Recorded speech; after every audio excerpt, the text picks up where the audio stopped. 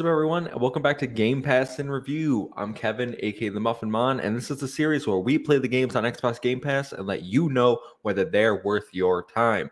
Today, we're taking a look at The Gunk, a recently released title from Image and Form, published by Thunderful Games. They have a lot of things going on over there, but The Gunk just came out last Thursday to Xbox Game Pass. I've played it. I've 100%ed the game. But what do I actually think of the title? Well, spoiler alert, if you couldn't tell from the 100%ing, I absolutely loved this game. It is a very short and tight linear experience. I believe my final playtime clocked around about 4.5 hours. So if you're going in expecting this to be a massive journey, do not, because it is a very tight and small game. And you could tell that immediately. The world is often pretty barren. You have to explore, and you're thrown into the role of Ranny. Her and her partner Bex are space adventurers. They have a ship called the Bunny. They go around to planets, finding resources, and then sell them for some sort of intergalactic trading organization. It seems like they have a contract, some debts to pay off.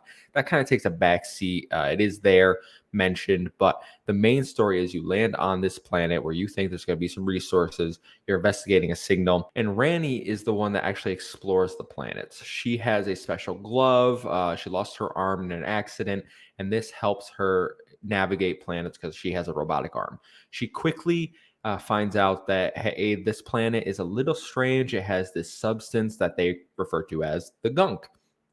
So the gunk is this black, baldy substance which can actually produce evil creatures that attack you, and they take. There's about three different types of enemies: small ones, medium-sized ones, and then large ones that you will face throughout the game. Your main task in the gunk is to clean up the gunk and then solve a few puzzles. The puzzles are pretty simple.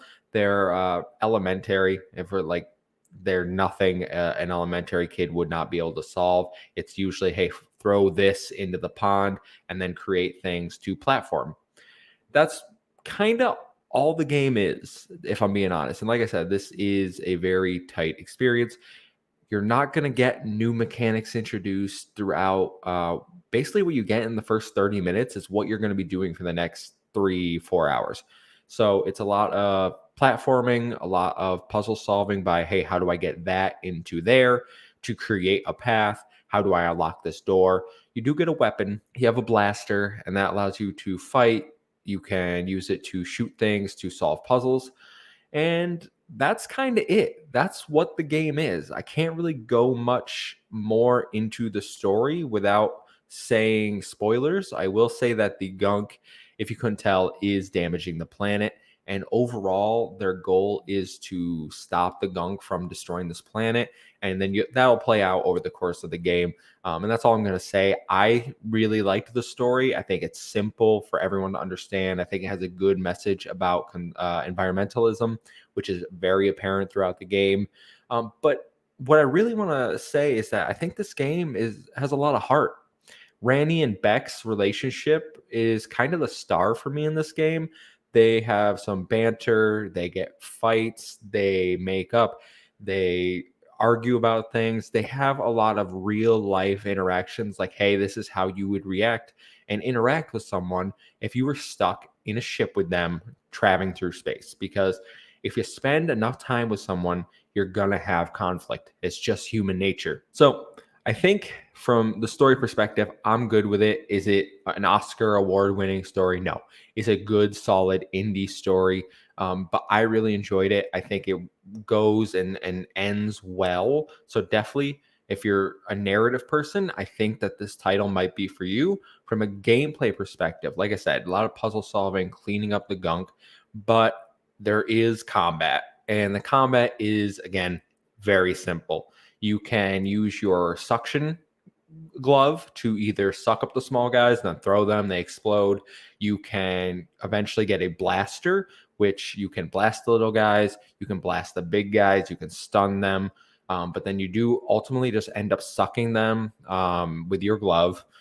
No pun intended for the inappropriate minded out there. But I think that the game kind of struggles to evolve beyond that. Did I expect something amazing? No. Do I think this is a 10 out of 10, 9 out of 10 amazing game? I don't. I think it's a really good indie game. And I think if you're looking for a short palate cleanser, perhaps after Halo Infinite, like I was, that this is a great title to go with. There is more to do in the Gunk besides just progressing through the story and the linear motion of it. There are often side paths, and this is because on the world you are looking for resources. Now, not only do you want the resources story wise, but they actually play a gameplay mechanic. So there's 4 different types of resources that you can collect. You can collect alien parts, you can collect fiber, you can collect metal, and I believe the last one is called organic, if I remember correctly. I'm not using any notes, sorry guys, but there's 4 that you can collect. And then you take these resources back to your workbench at your main hub area. The campsite is what it's called. And from there, you can upgrade things. You can make it so Randy can run. You can make it so that her blaster does more damage or fires more shots or can be fired quicker. There's a whole list of things that you can do. You will need to get just about every single resource in the game to fully upgrade. So there isn't much room if you miss something. Going back like I did to 100% the game is kind of a pain. There is a fast travel system, but it only brings you to certain areas in the map. And that can be a pain because oftentimes, like, hey, I wish I could go to certain subsections within this area. That means you have to go re-explore basically, which can be frustrating, especially because certain areas are locked off. You can go back to a main thing, but there might be like a pillar broken down or the door doesn't work anymore because you already went through it in the story, so you can't do it again. It's kind of a pain. I wish that that was improved, but in terms of the achievements, me being a big achievement guy here, just this year getting into achievement collecting, this is a pretty easy game to 100%. There's only 2 achievements that can really frustrate you, and that is the fully upgrading because it takes all of the resources, and then the one where you have to make 2 of the enemies charge into each other.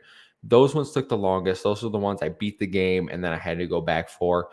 Note, you cannot continue after you beat the final boss. So make a save and then load that back up.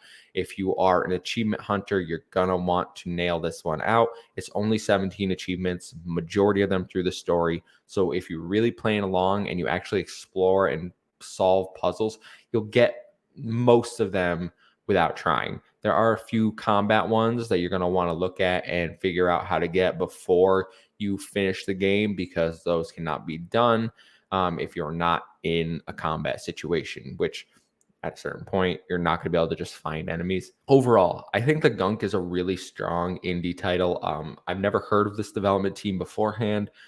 I think this is a good effort for them. I would love to see them get more money for a bigger budget title. Like I said, 4.5 hours, it's a very short experience. If this wasn't on Game Pass, this would be a deep discount for me. Like, I don't know what this game is selling for. I believe I saw it for $25. I'm not sure if that's right. Someone down below can correct me.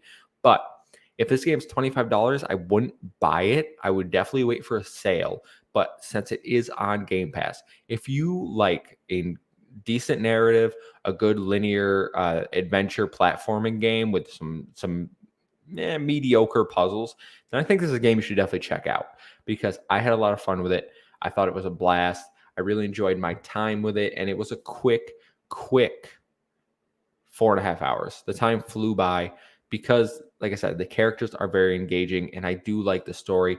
The world is beautiful. It's not the highest, technical specs. It's not the best looking game. It doesn't push the boundaries of graphical fidelity, but it's pretty. There are definitely some scenes where I found myself just looking out at the world, watching the water flow, because it is a beautiful landscape that they developed here. Those are my impressions of the Gunk. If you guys have played it, please let me know your thoughts down below.